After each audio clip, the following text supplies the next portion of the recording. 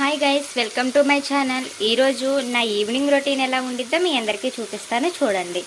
ఇక్కడైతే నేను దొండకాయ కర్రీ కోసం దొండకాయలను అయితే కట్ చేసుకున్నా. అందులోనే పచ్చిమిరపకాయలు కూడా వేసి ఆయిల్ కూడా యాడ్ చేసి ఈ దొండకాయ ముక్కలు అనేవి బాగా మగ్గేంత వరకు మగ్గించుకోవాలి. అప్పుడు కూర టేస్టీగా ఉంటుంది.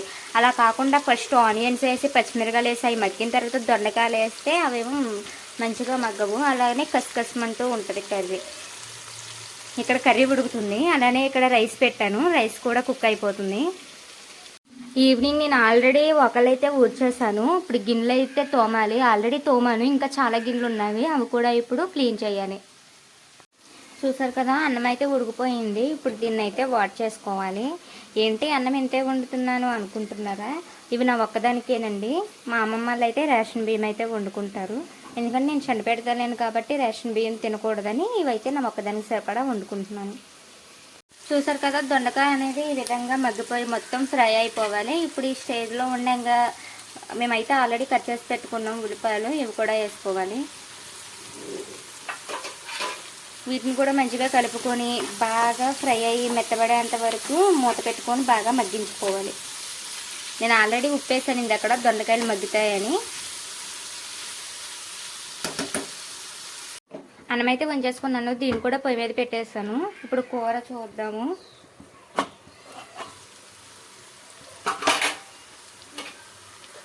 ఉల్లిపాయలు కూడా సాఫ్ట్ అయ్యాయి. ఇప్పుడు ఇంకా కారము పసుపు అయితే ఇందులో వేసుకొని అవి కూడా కర్రీకి పెట్టేంత వరకు 5 minutes ఉంచుకోవాలి.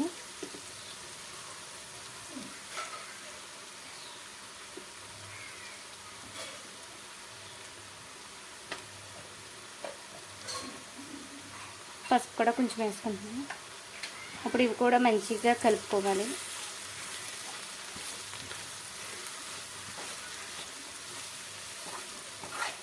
ఇలా కలుపుకున్నాం కదా, ఇప్పుడు మూత పెట్టి ఒక 5 minutes ఆగితే ఇవన్నీ మంచిగా ఉప్పు కారాలు అనేవి దొండకాయ ముక్కలకి బాగా పడతాయి. అప్పుడు కొన్ని వాటర్ యాడ్ చేసుకోవాలి.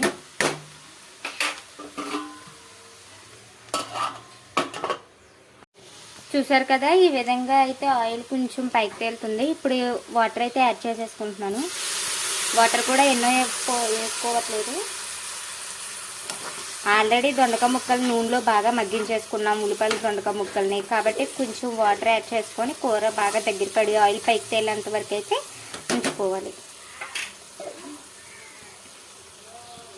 వీడియోలో చూడడానికి ఇలా పసుపుగా కనపడుతుంది, కానీ రియల్గా అయితే బాగా ఎర్రగా కనపడుతుంది. ఎందుకంటే మేము కారం ఎక్కువ తింటాం కాబట్టి కారం మంచి గట్టిగానే వేసాను నేను. ఇప్పుడు మూత పెట్టి కర్రీ అంతా ఆయిల్ పైకి తేలేంత వరకు బాగా మగ్గించుకోవాలి. ఇప్పుడైతే బాబు స్నానం కోసం నేనైతే బాబుకి బట్టలు అవన్నీ తీస్తున్నాను. ఆల్రెడీ వాటర్ కాకపోయి ఇప్పుడు స్నానం చేయించడానికి అయితే బట్టలు తీయాలి.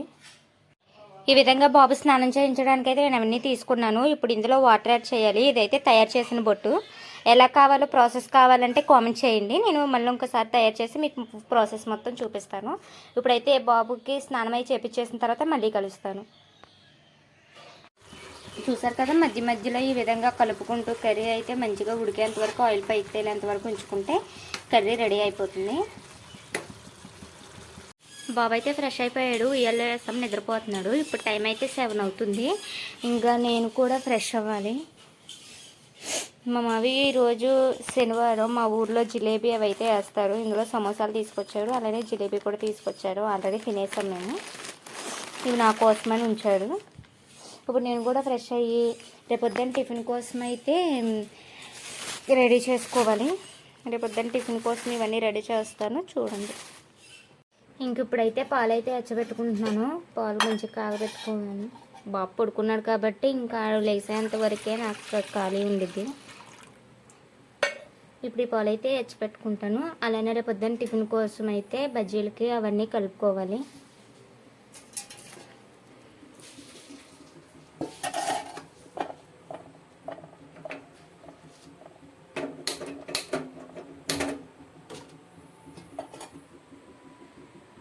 పాలు అయితే స్టవ్ మీద పెట్టేసుకున్నాను. ఇందాక చెప్పాను కదా మా అమ్మమ్మ వాళ్ళు రేషన్ బియ్యం తింటారని. ఇప్పుడు అలా అన్నం అయితే వండుతున్నాను.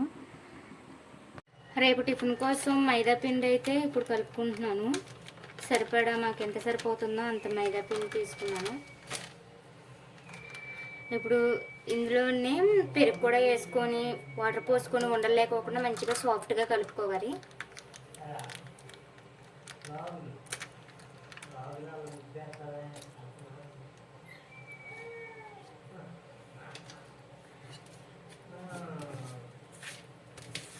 ఇందులో ఇంకా ఇప్పుడే ఉప్పు వంట సోడా అయితే వేయకూడదంట. మా అమ్మ ఫోన్ చేసి అడిగాను. అవి రేపొద్దున్న వేసుకునే ముందు మంచిగా ఎంత సరిపోతుందో అంత వేసుకొని రేపొద్దున్న వేయి, ఇప్పుడు వేయకు అని చెప్పారు. సరే అని ఇంకా పెరుగోసి వాటర్ పోసి మంచిగా కలుపుతున్నాను. ఇప్పుడు ఇందులోనే వాటర్ కూడా యాడ్ చేసుకోవాలి. మంచిగా ఉండలు లేకోకుండా సాఫ్ట్గా అయితే కలుపుకోవాలి.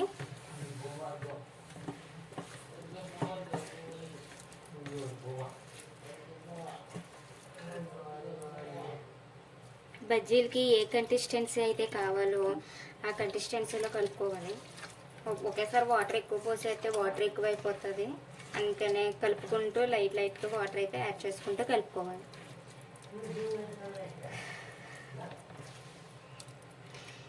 ఇది కలపడం పెద్ద ప్రాసెస్, చాయ్ కూడా నొప్పి వచ్చేది.